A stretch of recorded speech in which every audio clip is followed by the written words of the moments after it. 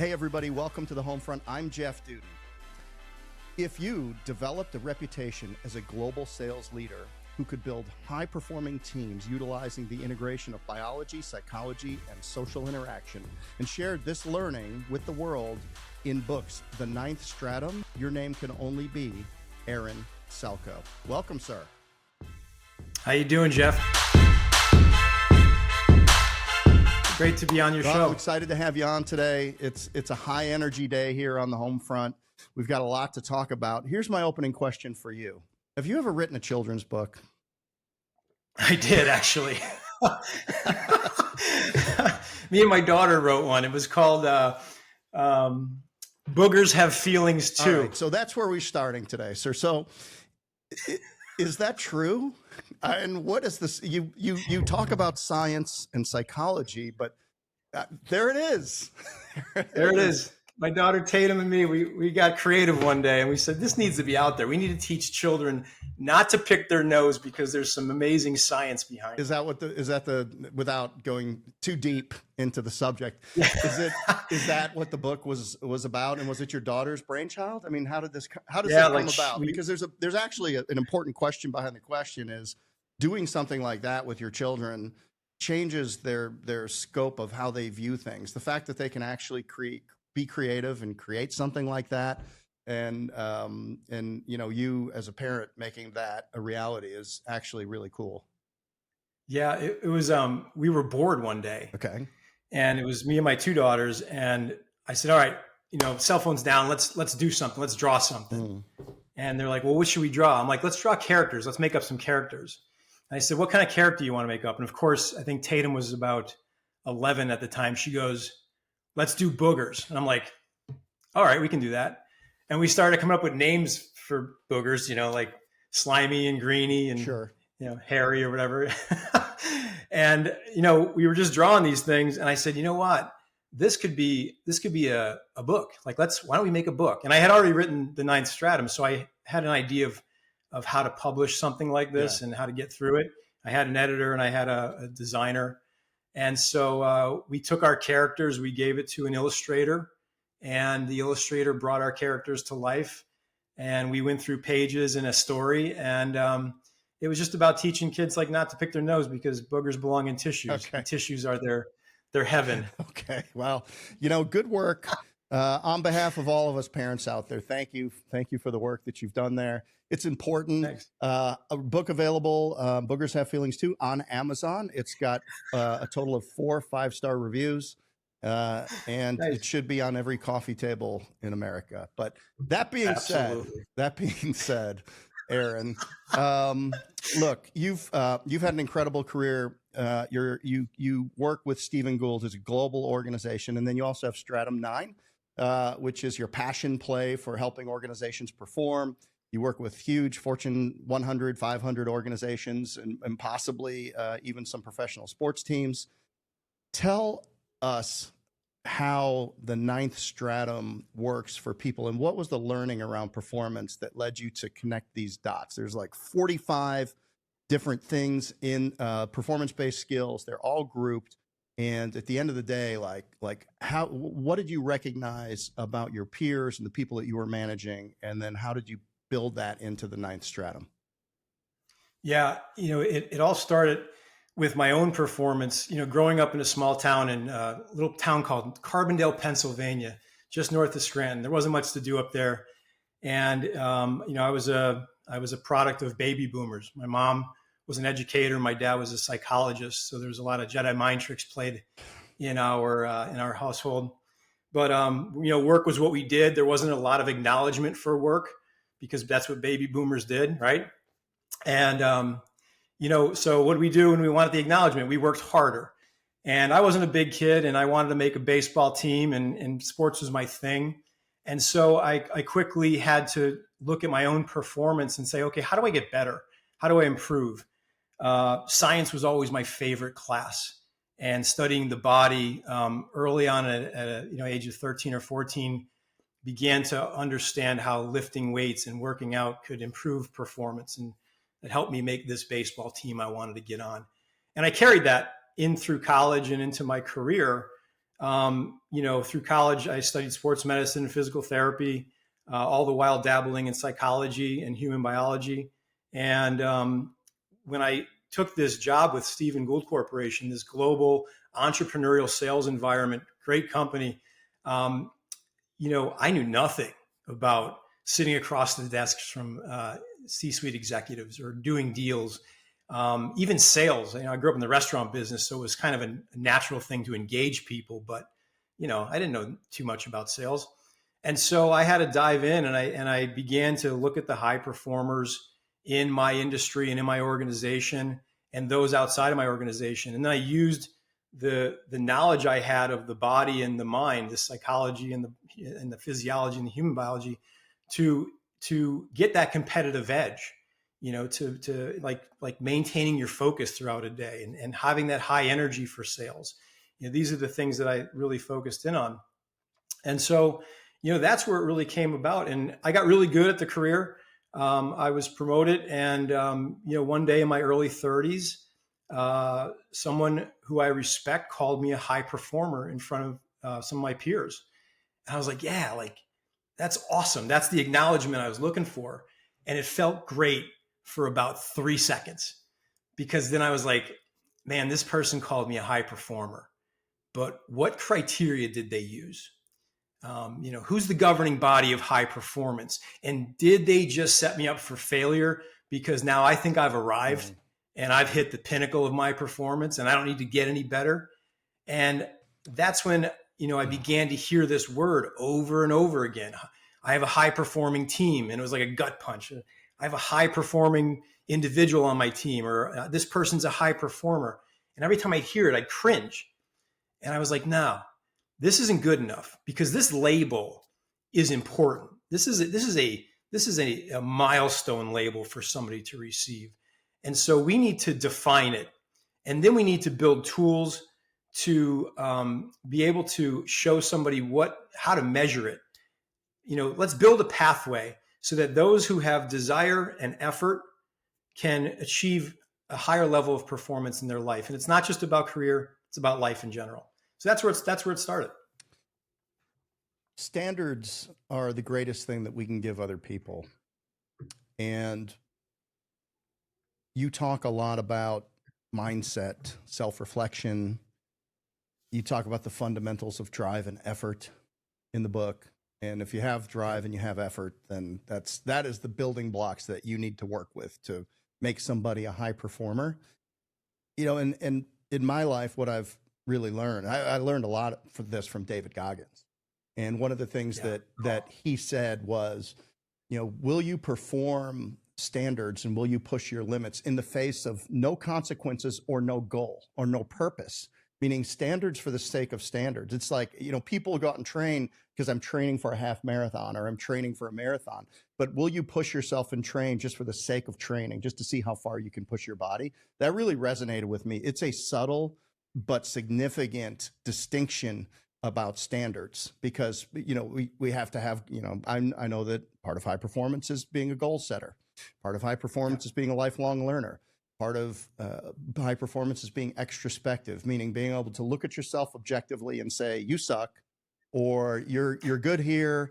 You gave yourself an out here. You bought into your negative self-talk here. And, being really objective with who you are. I find that to be extremely rare, by the way, people that can actually be objective on their own performance in the moment. But at the end of the day, man, like to me, it all comes to, what are your standards? What are your standards when nobody's looking? What are your standards? We get recognized in public for the work that we put in private. I mean, you think about professional athletes that are the ultimate of high performers. And they train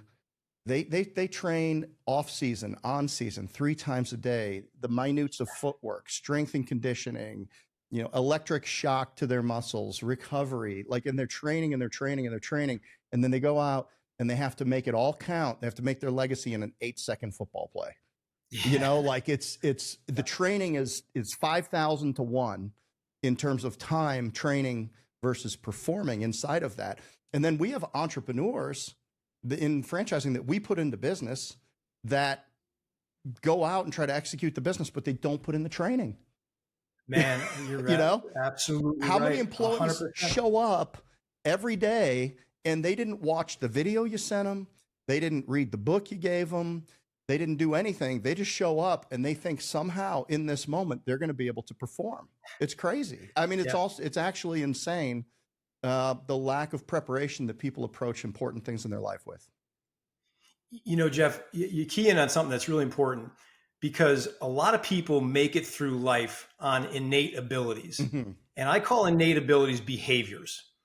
You know, and what the Ninth Stratum is all about, and what high performance is all about, is understanding these behaviors and turning them into skills that are then used strategically in specific situations. And another thing, you know, with entrepreneurs, the best entrepreneurs, and that's what Stephen Gould Corporation is. It's a very entrepreneurial structure. The best ones are highly organized in their daily routine. You know, they wake up at the same time every day.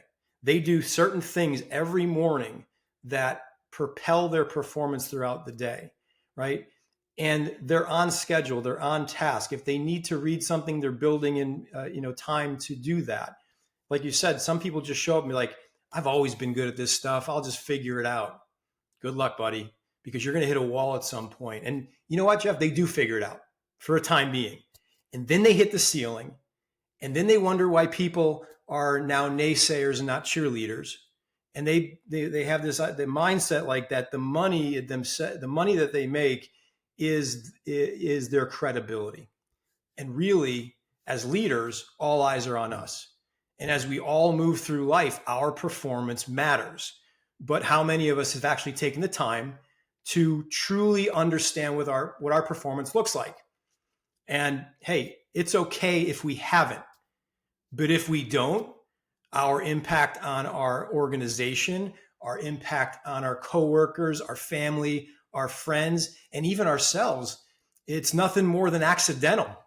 And nobody likes accidents, because accidents are unintentional. So, hey, entrepreneurs, is it okay that you're moving through life making an accidental impact with your performance? My answer is no, it's not okay.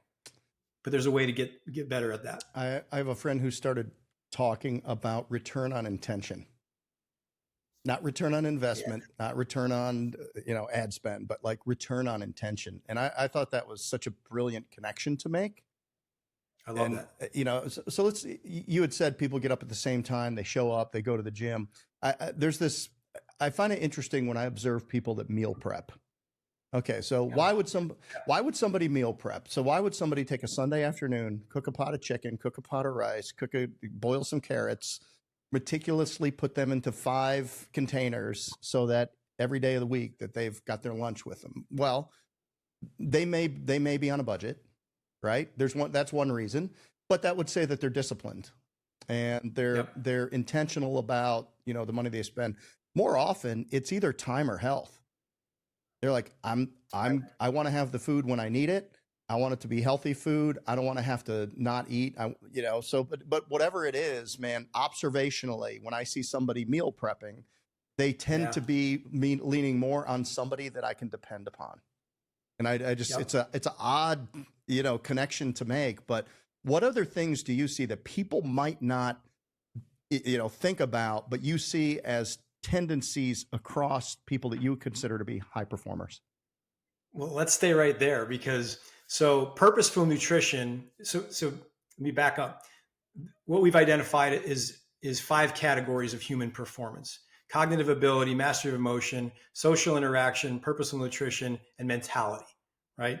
And so if you look at these 5 categories, underneath are all these skills that can be taught, learned, applied, and improved upon. One of those skills under personal health is purposeful nutrition. And you're talking about meal prep. In the world of high performance, meal prep does 3 things. One, it eliminates decision, the time it takes to make a decision on what it is, right? So that's good. Black t-shirt every day. There it is, right? That's a Jobs. That's a Steve Jobs trick, wasn't it? But let's not get there. But no. Okay. These are $9. These are $9. Right? And I get That's with fantastic. the logo. And you got the logo on there. So I'm in uniform. I'll send you my address. I want one You got it. Boys. Send it on. Send it on. All right. But yeah, like, eliminates decisions. Number 2, again, purposeful nutrition. One of the traits of high performers is they don't just eat food, they eat fuel, right? They eat purposefully because they know what it does for their mind and their body. Third thing is too, the fuel we put in our bodies has a direct correlation with our mental acuity, and what we're eating at specific times allows us to either do high focus, high brain work at specific times during the day, or get into a creative zone, at that second or third phase of our day. And so, knowing when to eat the high starchy, high carbohydrate foods is imperative. If you're starting your day out with a donut, let me tell you what glucose does to the way you're going to be able to focus. 100%. Right? That spike. So, that's one of them. And we can stick there, so let's talk about the routines of high performers. We go through this thing called the 5 daily wins. And, the first win is, waking up at the alarm clock, no snooze button. Okay. The snooze button is our enemy, because what that does is we sort of roofie ourselves back into deep sleep. Not even one, and then we wake not up. even one time. Not even one. I'm telling you right now, you wake up that alarm, get yourself out of bed. It'll take you about 15 minutes for your body to clear all of the, the melatonin and the things that make us tired. I've just decided I'm only going to the 8th stratum. All right, I'll give you one. All right, fair enough. But that, it's just waking up at that alarm, getting out of bed at that when the alarm goes off. That's the bell, right? It's not a dreaded siren pulling you from your sleep. Okay. It's the sound of the starting gun, launching you out of bed into the day. Reality is, I wake up 15 minutes before my alarm goes off, like clockwork. Yeah. I just I look and I'm like, it's 4:4. My alarm's at 5, and 4:45, my eyes pop open, and my dog's eyes pop open at the same time. It's like we're synchronized. Yeah. My dog, I don't know what's going on with him, but he now he's 4:45 is my number too. And and he gets out of bed, jumps out of the bed and looks at me. He's like, "Come on, let's go." I'm like, when did you start waking up early? This has just happened in the last month. So anyway, but so you got that. And then it's like, okay, what do we do when we get up that early? Well, what I learned and what I've practiced for a number of years is, and not intentionally, but, when we had our first child, I was going to the gym after work and my wife's like, "Nah, you got to get home. I need help." And I was like, "Shit, yeah, you're right. I screwed that up. Roger that. I'll make a change."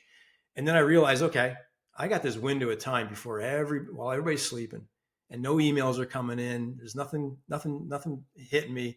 I got time between 5 a.m. and 8 a.m. to get whatever I want done. And so 5:15 gym time, right? And you go right to 6:15. After that, it's coming upstairs, having my supplements or whatever, purposeful nutrition. That's win number 2 or number 3. Reading, before even touching social media or diving into the news or, whatever it might be, email distractions, staying focused and learning something that I want to learn that's going to help me get better, or that's an interest of mine. Boom. That's number 4, and then number 5 is no distractions. From the time you wake up to that time when the work bell starts, no social media, no news, no external forces that would create a emotional reaction, because that's what these things do. It's either a high or a low. And if we can achieve that in 2 or 3 hours before the bell goes off, then man, we are setting ourselves up for an unbelievable day. I was with Stephen Kotler, who wrote Stealing Fire, for a couple of days at a small event. And he shared that we are closest to flow state, and he's the flow state guy. Yep. Our brainwaves are closest to flow state when we wake up. And the moment that we start flicking social media and looking at screens, it changes our brainwaves materially, and you have to actually go through a process to get back there. So he writes, I don't know, 3 hours a day, for a certain number of words a day, but he gets up 5 a.m., cigarette, coffee, bathroom, dark room, screen, computer. And he just goes, and before he does anything else, he just starts writing. and he's done by 8 o'clock or whatever he's done by for the day in his writing, because he's never going to be closer to being in the right state to be able to be as brilliant as he clearly is in all the books that he writes and his view on things. And just a brilliant, interesting guy. So what I adopted was, I had a guy named Alex Icon. It's spelled Aikonn. And he has something called the 5-Minute Journal. And it's $29 on Amazon. It's a nice cover. It feels good. It's got a little, one of those little things that you flick over there to hold your page. And it's a smallish type book. And he sold over 2 million of these things. Get out of here. And wow. And it's basically a small introduction of 5 pages. And then it's a journal every day. It's got a little quote at the top. And then it's, what would make today a great day? What are your daily affirmations? What are you thankful for? What are you grateful for? What would make today great? What are your 2 daily affirmations? And at the end, what were the highlights of your day and what did you learn? So it's 5 minutes when you wake up and 5 minutes when you go to bed. I struggle getting the recap done at the end of the day. I'm not as disciplined about that, but man, it's the first thing I do in the morning. And man, you just sit there with a cup of coffee and it's quiet and you're thinking, you're literally thinking. And when I do that, my mind state, my attitude is so much better during the day. I feel like I can take anything on. One thing, what's interesting that I've noticed is what impacts my courage. What are the things that impact my courage? So I'll tell you one thing that impacts my courage: alcohol. So when and I in a good way or a bad way? In a bad way. And and I rarely drink alcohol anymore. I'd be a liar if I said that. My birthday's Saturday. Maybe I'll have something there if there's a party, and if there's not, then I'll probably drink a lot because they forgot. But so one way or another, something's happening. But like I tell you, man, what I've learned is there's things that I do that negatively impact my physiology or my psychology, and I don't have courage. Like, so if I feel like I'm out of shape, or I eat bad, or I drink a little, like these things that wear me down, they impact my courage, which impacts my performance. And by courage, I simply mean, how good do I feel about the hard things that I have to do every day? How good, what's my attitude? I go to a trainer at 6 a.m. Okay. 3 days a week. And then the other 2 days, I at the same time, I'll do something at home, like for rower or whatever. But what's my attitude walking in there? Like, am I like, this sucks? Or you know what? I might as well, I'm going to be here for 50 minutes. I might as well make it worth my while type thing. So it's the difference in high performance and mediocrity is, I find, to be very small. I mean, it's like the last 2, 3, 5% of excellence, takes 10 times more effort to get up. Like, if you want to be, I talk about it. Let's talk about high school students. Man, you know how easy it is to be a BC student? Like, show up. I was one. Yeah. Right. Yeah. Show up. And I don't mean before Christ, but I mean, you can just show up and take attendance and usually roll B's and C's out. But if you want to be an AB student, you're probably cracking a book on the bus, on the way to school, you're turning in your homework, you're paying a little bit of attention. But if you want to be 97, 98, 99th percentile, if you want to, try to be valedictorian, man, you're studying 2 or 3 hours a night. You're taking over all the group projects. Now, my approach on group projects was find out who has the highest grades, because they're not going to let us fail. Right. Whoever's got the high grade is going to do all the work, because they're not going to let us screw that up. So that was easy. But my kids, they talk to the teachers. So if they had a grade that was a 10th of a point away, they could say, what can I do? Or just asking, they'll usually nudge you up. So, being engaged, but that's 10 or 20 times more effort than the BC student. So, so it takes very little to get up into maybe the 85 to 95 percentile. But if you want to be really, the top 5 percentile in anything, the amount of work, effort, energy, and tension goes up immeasurably. And that's been my experience. Sure. So like when I've let things go or over delegated or hadn't gone all the way down and made sure of things, like that's when you get some sort of a, B+ result out of things. But when I've gotten a great result, it's really because it's like I labored over it and I made sure over and over and over again and just let nothing to chance. And I think for a lot of people, especially people that maybe if for self-employed people, like the pain is obvious, man, you can't make payroll, or you're going to lose money, or you catch a loss, like you've done something, you've overlooked it. But for people, that are working inside of a broader organization, maybe the consequences don't come as quickly and they aren't quite as severe. So what do they need to do to be motivated to be top performers inside of an organization? And my answer to that is what I started with, is because that's the standard that you've set for yourself. And I believe that you win the next opportunity by succeeding in the one that you're in, regardless of if you're on the back of a trash truck, man. You be the very best at that, you will get to be driver. You get to be driver, you get to be district manager, you get to be, and I mean, like, it's funny how when people pursue high standards wherever they are, how naturally the next opportunity materializes for them. Yeah. And Jeff, 1,000 great nuggets in there, by the way. Goggins, man, he's an anomaly.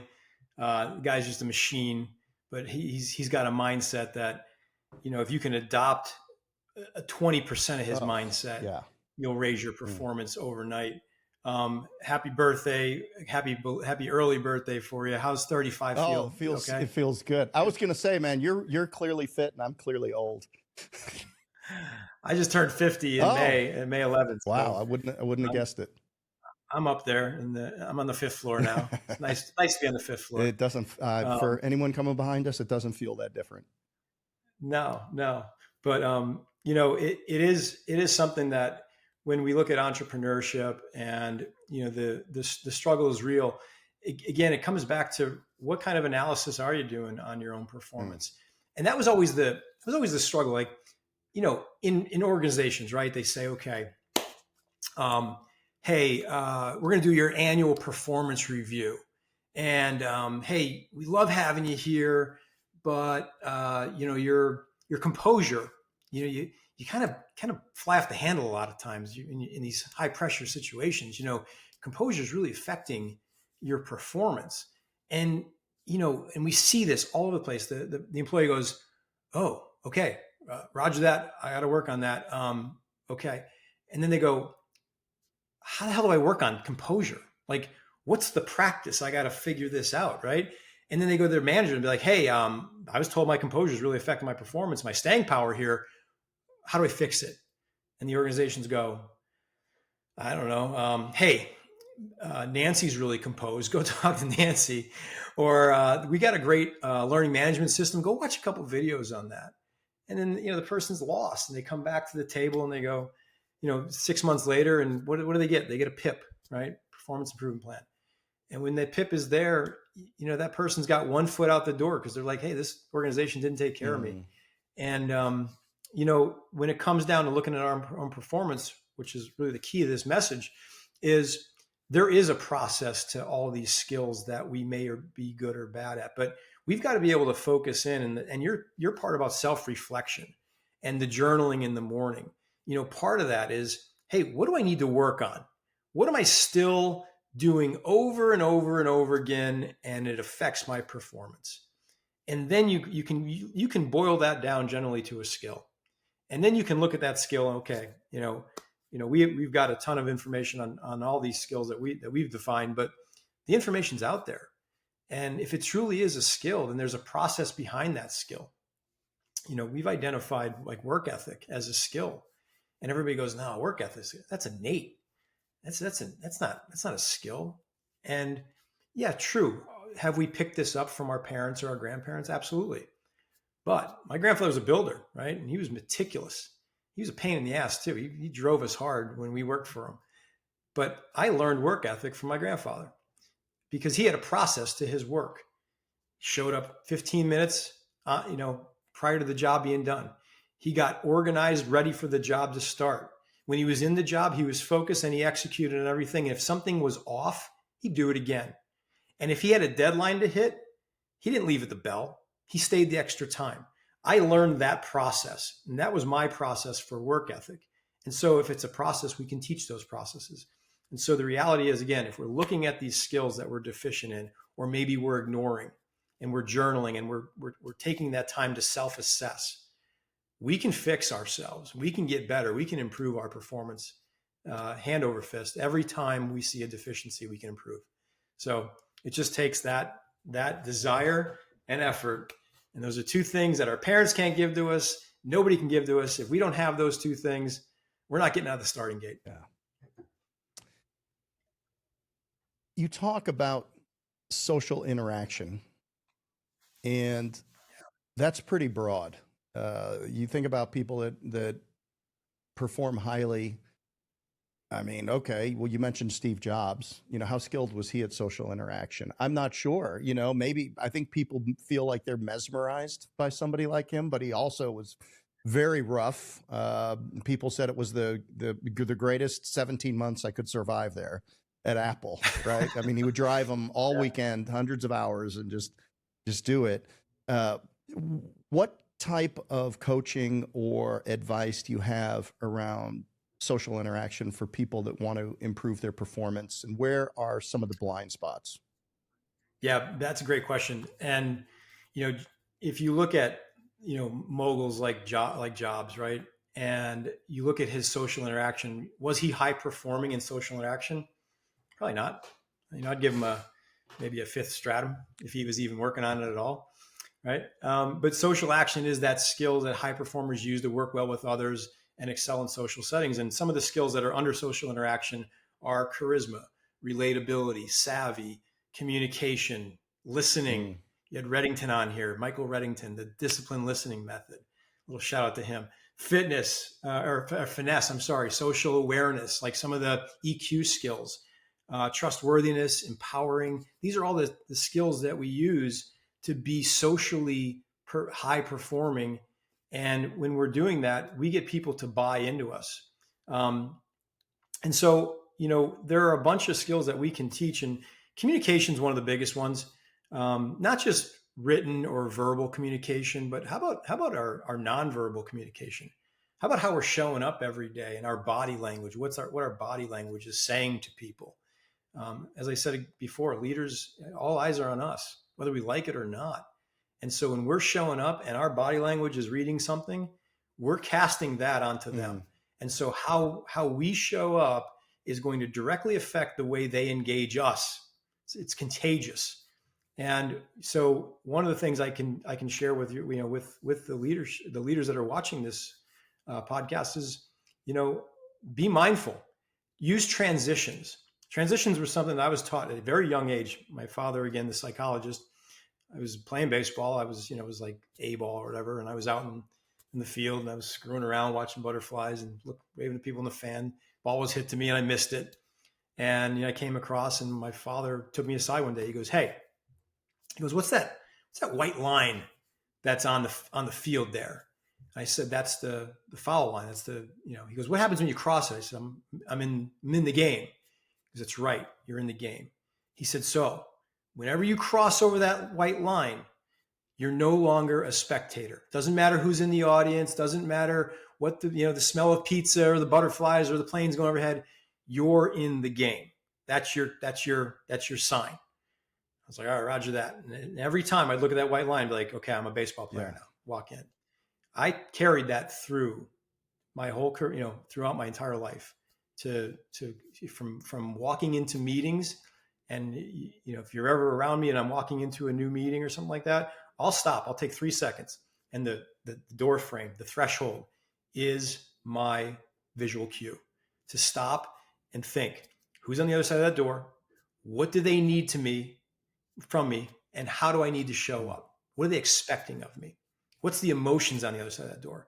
And then I walk through, and no matter what happened, all the baggage that I just came from, maybe a poor meeting or a bad conversation, and I'm walking into this new meeting with new people. A lot of times leaders carry that in, and everybody's like, what the hell's wrong with him? Like, what's going on? Right. And if you just take that time with transitions and you get good at transitions, it works wonders, not just in your career, by the way. Transitions are great for the home. You know, hey, we're all entrepreneurs, right? We're all grinding. It's hard. It's stressful. Our family doesn't give a shit. Yeah. All right. I'm sure they care, but you know who they want when they walk through that door? They want dad. Or they want mom. Yeah. Or right? or So, life insurance. But yeah. Or life insurance. Right. And you know, you look at that garage door before you pull in the garage and you say, okay, now I'm dad. Right. Yeah. And that's tough. I mean, I still to this day, you know, can you get really good at it? Yeah. But are you going to miss a couple of days? Absolutely.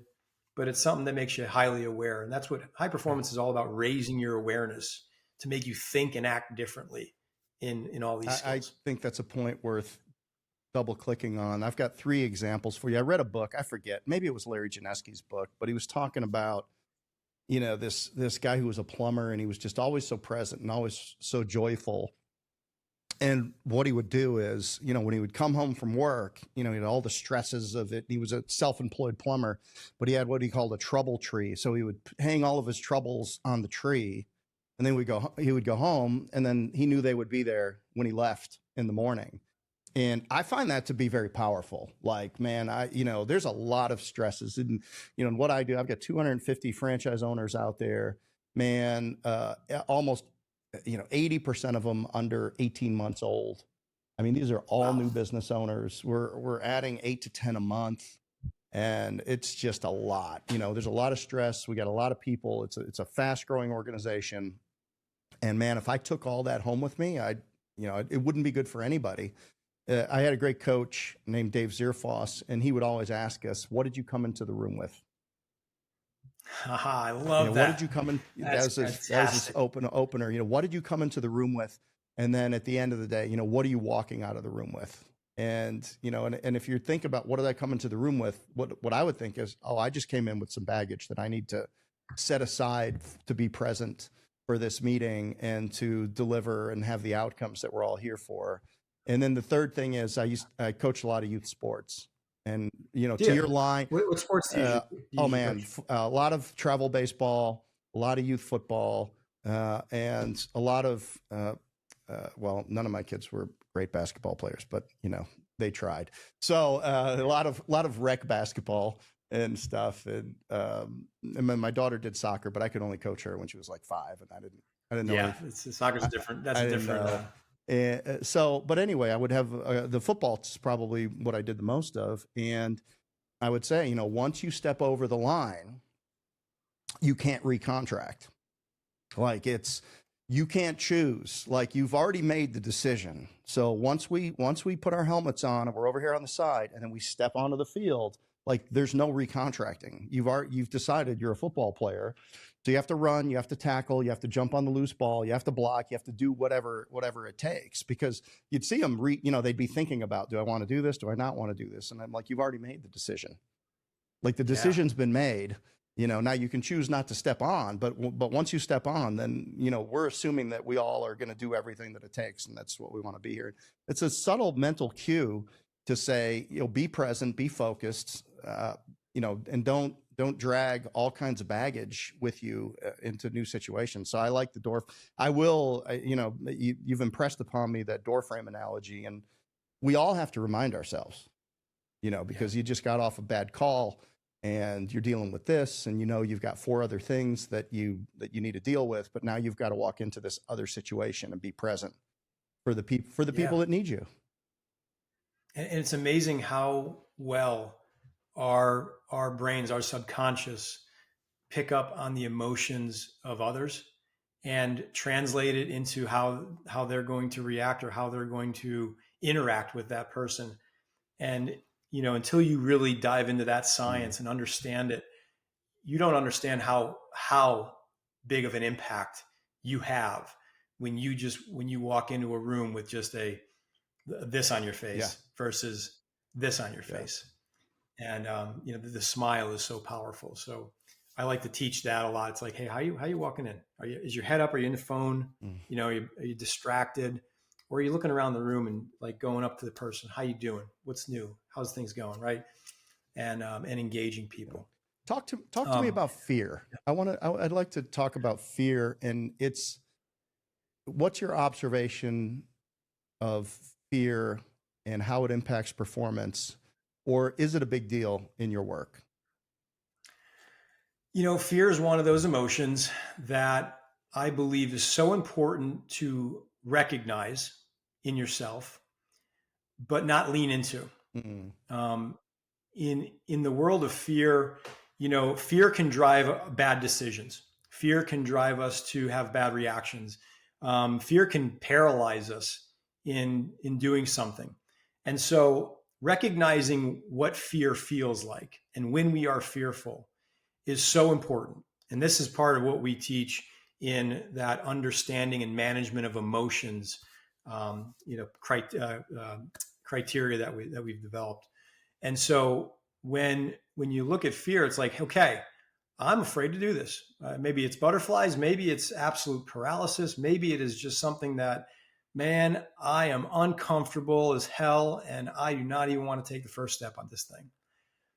But translating that fear and those feelings of fear into, okay, I know I'm afraid of this, but that's not stopping me from performing it, or that's not stopping me from doing it. Being able to take that step over the fear and use it to your advantage is to sort of calm yourself, to say, hey, you know what? I am afraid because I haven't done this before. And that's okay. Because when we convince ourselves that what we're about to do or something that's happening is A, part of life, B, it's okay because we haven't experienced it yet, or or C, there's a wild animal coming towards us, we need to get the hell out of there. Fear is one of these things that I think it's a valuable tool. And many high performers have a fear of failure, but their love of winning overpowers their fear of failure. They use failure as a trophy. They use failure as a learning experience. This is one of the main traits of high performance, and they're experience focused. So without the ability to fail and have that fear and actually fail or not be good at something, they don't grow. They know that. So that's where I go with the whole emotion of fear. I think it's wildly important. It is important, and we deal with that a lot in the franchise award process. It's people realize if we've done our job educating, then people realize that much of the success is going to be on the franchisee executing a business model that's been put together for them. But at the end of the day, there's no let's kick it upstairs. And I mean, they're business owners now. They're going to be accountable for their people. They're going to be accountable for payroll. What realizations do people need to make to have, and what commitments do people need to make to themselves to affect real change or to try something new? There's we are creatures of habit. We get comfortable. Our will is an inexhaustible resource. Our brains are trying to protect us. We're driven towards everything we do, by the way, in society is to be more comfortable. I mean, get air conditioning, comfortable cars, comfortable seats, entertaining things on our phone. Everything is just to serve this innate need for us to have pleasure. And that's the problem with the fitness business, right? I mean, I was in the fitness business before, and it's you spend all your time convincing people to come in here and let me torture you for 50 minutes and then tell you that you can't eat what you want. And, and it's and that's, that's why Ozempic is such a great thing. I mean, that is such a, it's a great thing for some people history will tell whether it's a great thing for, humankind or not. But, at the end of the day, it's, people, if we want to continue to evolve as humans and fulfill our true life's potential and have those experiences, then at some point there needs to be a realization that there's something that we need to change and a commitment to do it. What have you seen when you implement your methods and you have a mediocre performer, or you have somebody that, or an underperforming company or an underperforming department Like what are the triggers that you are able to implement through your methods, through your coaching, through your consulting, that these people then realize that there's something more for them, they make a commitment to it, and they have success? Yeah, no, that's a fantastic question. And just sorry, it took 8 minutes to phrase it. No, there's a lot in there though, and it's important too. I'm not a history buff, but I was reading this morning. One of my buddies sent me something on Teddy Roosevelt, and I didn't know this about him, so I dove in a little bit deeper. But he like lived this life of high performance, and whether it was innate or whether he just like had this desire to do it, but he talked about the strenuous life and how the most successful people did not go the passive route. They went the hard route, and that's where their success comes from. And he did a speech on it, and it was really interesting to read that. But when it comes down to these entrepreneurs and going into this very new environment and having the accountability that they have, there's a couple things, right? So let's talk about, if you're every entrepreneur, everybody who builds a company wants high performing teams, right? I want high performing teams. I want to get these guys to the next level. And that next level, yes, people need to realize that they can improve. Number one thing is, if you have desire and effort, you can improve almost anything in your life, right? Except your height, maybe. But what we generally teach is, let's talk about leaders of organizations, is stop relying on the resumes, right? The resumes are, they're not exact correlations to result. And what we want them to look at are the traits, because we do have good people on our teams, and we do have people that that have these specific traits and want to be pushed. So we'll talk about the mediocres next, but I want to focus on what is really important, because we're not looking at fixing the mediocrity. We're looking at the difference makers. We want to take the people who are going to move organizations and make them better, because many times they're sort of floating in this area where they just need that push. They need that next level of like, how do I do this? If, like, Jeff, if I had to ask you right now, how would, looking at where you are in life and everything you're doing, what would you do tomorrow to improve your performance? Many people look at that question, they go, I don't even know where to start, right? And so the starting point is the most important thing. We built, just to give you some back history, when we looked at high performance and we needed to build a structure to it, a way to measure it. That's where the Ninth Stratum came from. And the stratums are really the ways human beings learn. The first stratum, you're just unaware of a skill. It might just be a behavior, like composure. You fly off the handle wherever you want.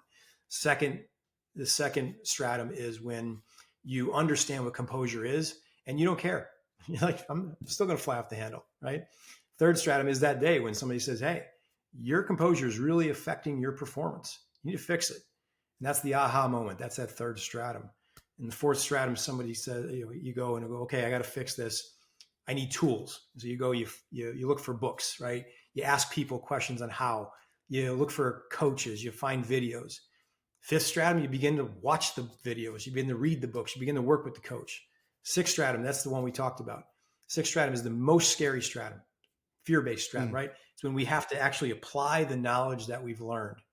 I say that this society right now is perpetually stuck in the fifth stratum, because what do? We scroll all day. We hear this thing that this person's talking about, and they say, oh, if you do this, this is the way this happens and this will improve. And you go, okay, I got that knowledge. And you think that now you've elevated yourself, but really you're not putting boots in the ground. You're not even doing what they told you to do. You just know, you're telling other people how to do it, right? And so that's that sixth stratum, putting boots in the ground, knowing it's going to be messy, being fearful about being uncomfortable, and trying it out. And yeah, it's going to suck and you're not going to be good at it. but that leads you to the seventh stratum. That's the practice stratum. So we get good at things. We start to develop a cadence and consistency with it, a little more confidence. We're highly aware when we screw up. And then the eighth stratum is where we see these high potentials and high performers. That's where they sit. And the eighth stratum is all about they're consistent in the skill. They have their own process. They are highly proficient at it, and so they're really good. They know that if they're getting this from a coworker or angry coworker, they're like, I know how to back this guy down. I know how to get maintain my composure and actually get this person to be more composed in the conversation. The ninth stratum, which is the level of mastery, it's the operating level of high performers, is where you've taken your process and you can now teach it to others. So you're highly proficient. You're consistent in how you use it. You use it strategically, the skill or whatever it might be, but you can also break down your own process and say, hey, I'm going to teach you how to do this. And so that's where most of the organizations really lack that eighth and ninth stratum. But we have these people on our teams, and we know that they have a process, and we can help them break down their process. Now we have a performance leader on our team. Now, when Mary is really struggling with composure, and we go, now go to Nancy, because here's Nancy's process for it. Step 1, do this. Step 2, do this. And now you can practice. Now we've got Mary into the seventh stratum, where before she was sitting in the third stratum. We were going, your composure sucks. You have a limited time here if you can't fix it. So, and that's, I don't know if I answered your question. You have. I got a couple of things. Number one, realizing that teaching is the ninth stratum, I have always had the clear understanding that when I taught and I put myself in a position to teach, that's when I got better. That's how I've elevated my performance, is because I always stepped up to teach. And whether it be at a panel or at a conference or training our people, because before you go to teach something, you have to really think through what you're saying. Like it's a whole level of introspection. Like, okay, this is how I do this, but am I really, if I'm going to teach it, what is the true essence of what I'm teaching, and how does it really get here, and what's missing? And that, as you're teaching other people, it has a way of re-educating yourself about the gold standard or the best practice or whatever it is. So teaching is a part of it. And I actually have that. That's actually part of my talk. We're doing an all hands all day meeting next week. And it's actually part I was going to talk about, our people teaching franchisees on how to implement these tools will make us better at implementing the tools. It's like, it's right on. It's right on course with what we're doing. And the other thing you said, if you asked me today what I would need to do to be a better performer tomorrow, I've thought a lot about that with the work I did with Goggins and with the journaling and what I've at least at this point in my life, and I'm 57 Saturday, but at this point, thanks, man. At this point in my life, what I've realized, all I need to do to get what I want, or more of what I want, or to increase my performance, is more about subtraction than addition. Yeah. I like that. It's many people they keep adding to the pile. No, right? I have everything I need, but I also have too many things that I need. I've got too many tools. I've got too many distractions. I've got too many things. So all I have to do is reallocate my attention. If I reallocate my attention from things that are not moving me where I want to go, and take those things away, the rest of it fills the available time. So I had gotten into, I had sold a business in 2019, and here I go 3 years later, 41K1s. That's something, right? Okay. Okay. Yeah, sure. You want to be involved in this? Sure. Yeah. What's it going to take? Well, just help us a little. Sure. Or invest a little money, or do whatever it is. And what I realized, my focus was so split, because I had, and look, people tell you they want 2 hours a month until it's not going well. And then they're like, we need your help. And it's like, well, I don't have any more time to allocate, but it's either allocated or you lose your investment, or, something else. So now you've got all these demands coming on your time. And I made a realization 3 years ago, I put some standards around it. I said, if it can't be, a certain size of business, then I don't need to be in it. if the business can never get to a certain size, then it's just not something that I need to be involved in. Good. Or Yeah. and then I put requirements around my return on time. Okay, if I can't see this business returning this dollar amount per hour of time invested, up to and including sale of the business, then I can't do it. So what I did was I put all these parameters around how I invested my time, and I was able to look and say, well, here's 31 of the 41 things that I need to get out of. And I spent 2 years, extracting myself from those things to allow me to focus on the vital few things that matter. So, I encourage people to constantly, so when I do training, I have a very high-end proprietary form, I call it, that is basically, a line down the middle of the page, and on the left it says subtract, and on the right it says add, and and then how many of you people have owned a business before? And it's usually maybe 30% of the room. And I'm like, okay.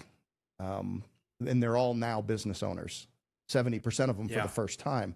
I'm gonna be like, for the next 2 hours, I'm gonna be talking you through, and you need to be writing down all of the things that you're gonna stop doing or take away that are gonna be distractions, and then other things that you need to add, at least thinking about and stuff. And they end up with a page full of stuff. That they're like, I didn't walk into the room thinking that I really needed to inventory my brain in this way and my activities in this way. I thought I was just gonna, kind of be who I always was and just execute this program, but that's not really, that you can't take that mindset into a business. It's funny, we award a franchise to an engineer, and a month in, how's the sales plan going? And I'm going to send you something. And they send me back an 8-page schematic on how to reorganize the truck. It's like, or if they come from the IT background, it's like, it's an 8-page, diatribe about, how to reduce clicks in the CRM that we don't own. It's like, right. So everybody walks in with the curse of knowledge, and then they try to, we all try to bend the opportunity into our comfort zone. And it's like, no, man, like, you've got to leave. I'm sorry, but like, there's actually one set of activities, behaviors, and mindset that's going to make you successful in this business. And there may be a lot of things that you need to leave behind that you didn't think that you had to. So, and then the other thing you said about, was it Roosevelt, Teddy Roosevelt, you said? Yeah, Teddy Roosevelt. I have something that I wrote, and it's up on my wall, and it says, choose the path of most resistance. Yeah. That was going to be my do hard things. That was going to be my tattoo, but it wasn't. I went with Peppa Pig. So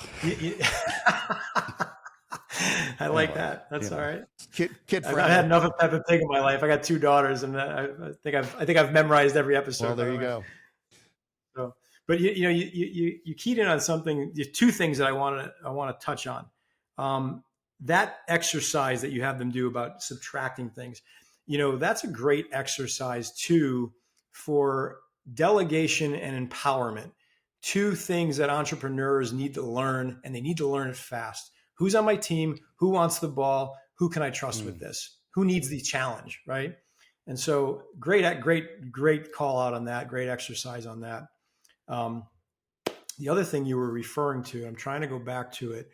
Teaching. Which was your teaching, right? So we have this system, part of the Ninth Stratum, called a skill process breakdown. And basically what we've looked at is when we had to extract, we have performance leaders. Michael Reddington is one of our performance leaders, right? And we had to extract, why are they so good at, like, let's say, a skill of listening? And it's, every skill is scenario based. And so we broke down the process of skills into four key points. And I'll touch on 2 of them because the other ones are just action oriented. But, it's okay. What's the scenario, right? What's the environment you're in? Who's in the environment? What is it like? What's the emotions of the environment? That's the first thing. But here's the thing we always forget when we teach. There's a mental part of the teaching process that we don't always share.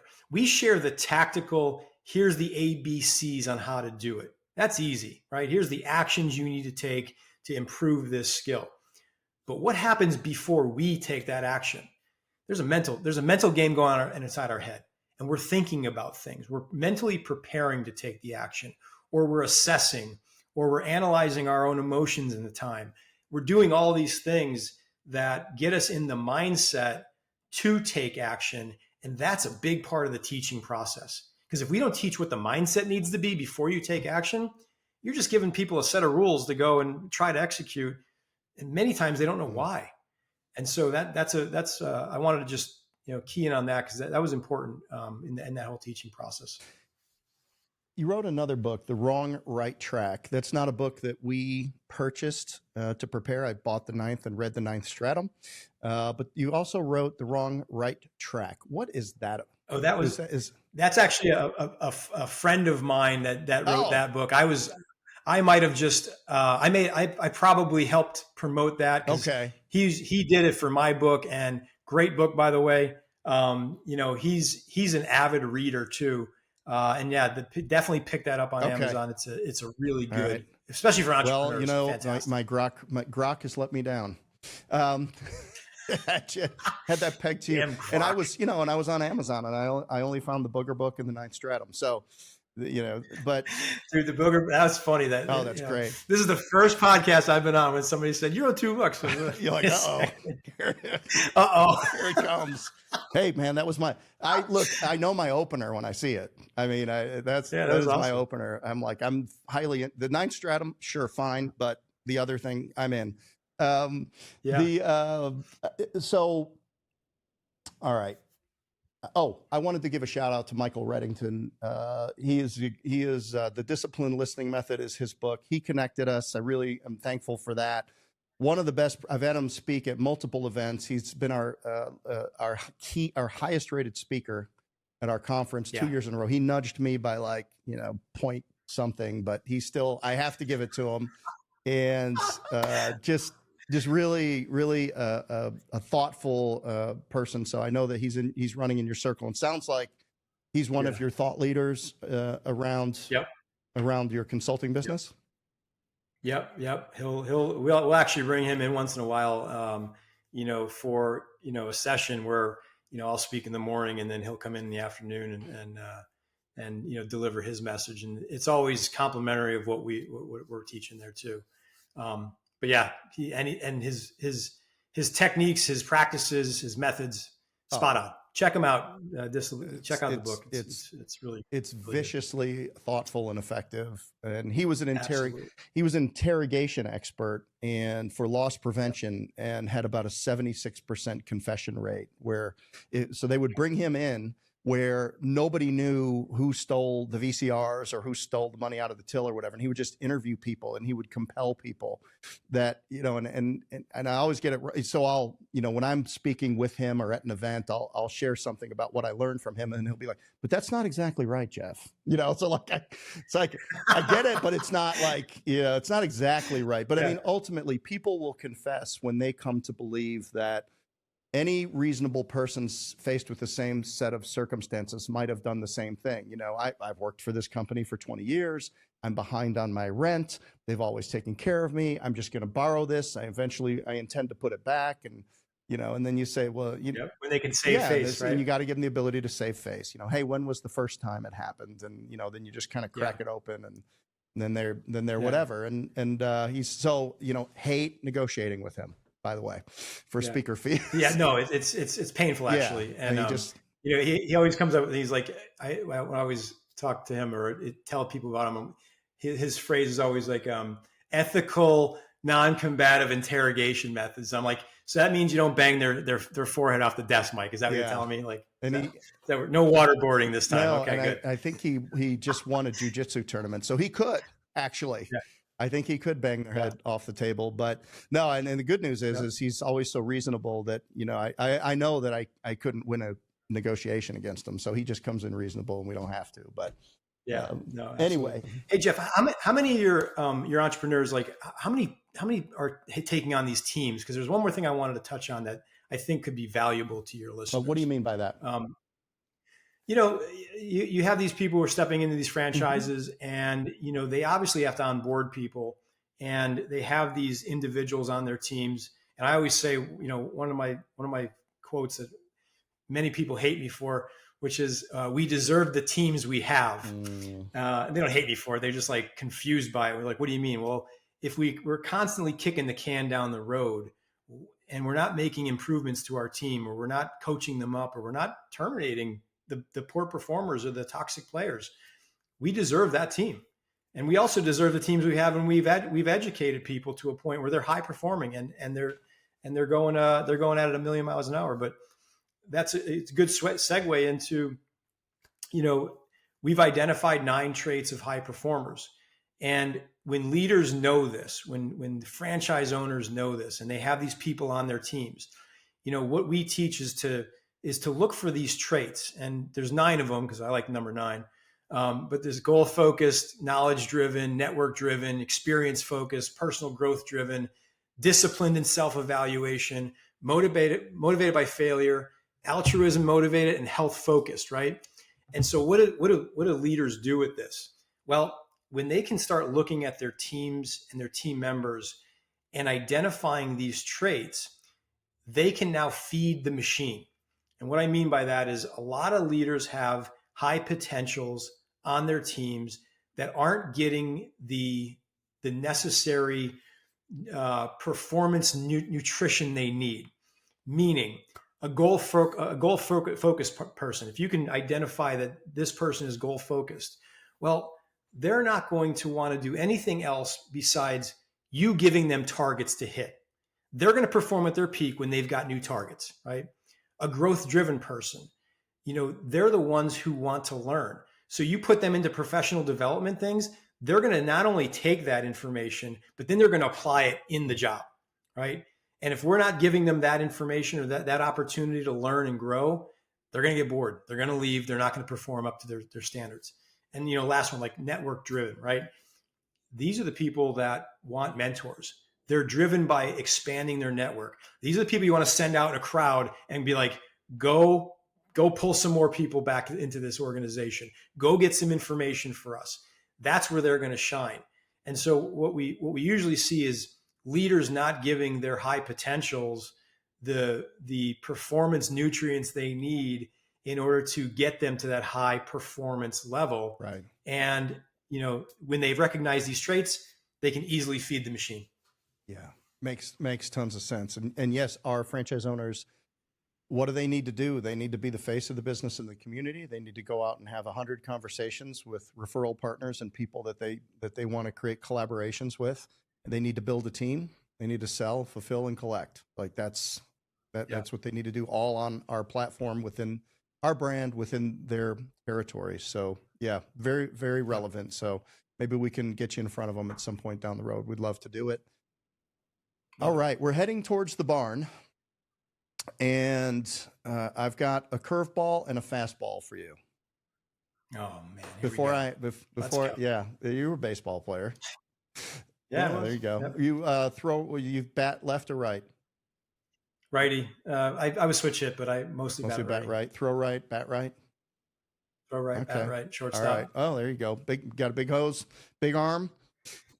Yeah, I tried. I don't know anymore, but it was a long time ago in a galaxy far, That's far right. away.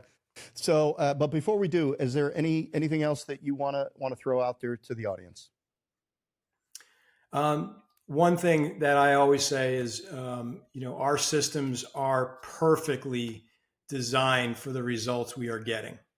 I'll say it again. They're perfectly designed for the results we're getting. Change your system, change your results. That's what high performance is all about. Analysis. What am I doing good? What am I doing that's not so good? And how do I make this shift so that I can elevate my performance? And if we think in that mindset, generally it helps us easily make some heavy changes in our life. Got it. All right, here's the curveball. Gun to your head. Peppa Pig, who you love, held out a window on a high floor. Okay.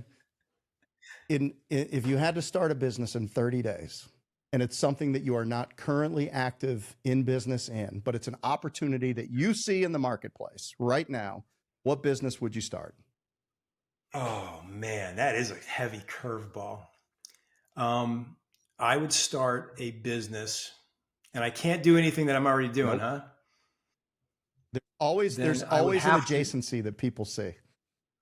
I know. I'd have to lean into something with youth and the restructuring of the educational system to be more in line with what these kids need to survive in the world.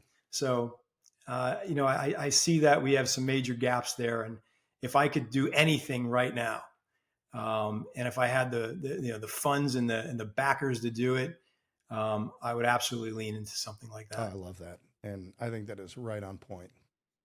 That is awesome. Most people say I'm going to be the first AI billionaire, but no, you went for kids. So nice. Yeah, they're our future. Yep.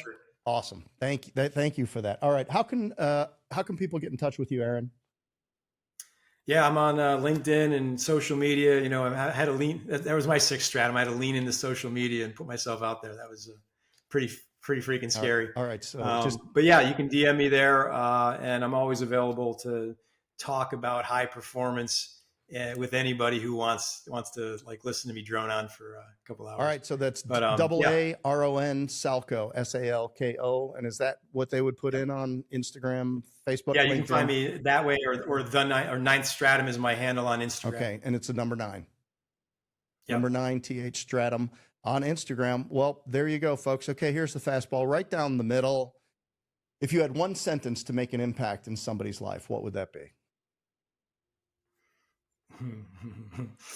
I would say one sentence: understand the value of kindness, because kindness is one of the most quintessential things we can be and do that move mountains, that move people, that motivate people, that get ourselves to that next level, but also elevate others. Perfectly said. Thank you, Aaron, for being on. Jeff, this was awesome. Yeah, great time. This has been Aaron Salko here with Jeff Dudan. We have been on the home front. Thanks for listening.